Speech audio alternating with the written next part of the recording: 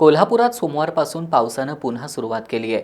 यामुळे कृष्णा आणि पंचगंगा नदीच्या पाणी पातळीत वाढ होतीये। इचलकरंजीतील पंचगंगा नदीवर असणाऱ्या लहान पुलावर दुसऱ्यांदा पाणी आलंय। खबरदारीचा उपाय म्हणून प्रशासनानं हा पूल वाहतुकीसाठी बंद केला असून सध्या मोठ्या पुलावरून वाहतूक सुरू आहे।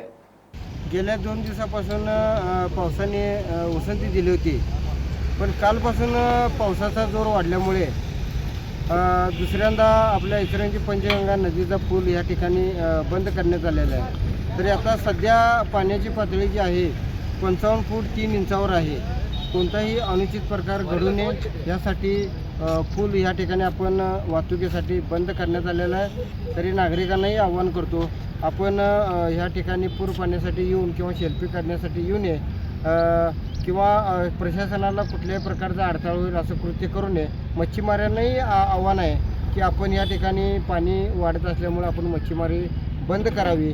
मोटरसायकल व धुण्यासाठी कुणी येऊ नये आणि प्रशासनाला सहकार्य करा एवढीच नम्र विनंती।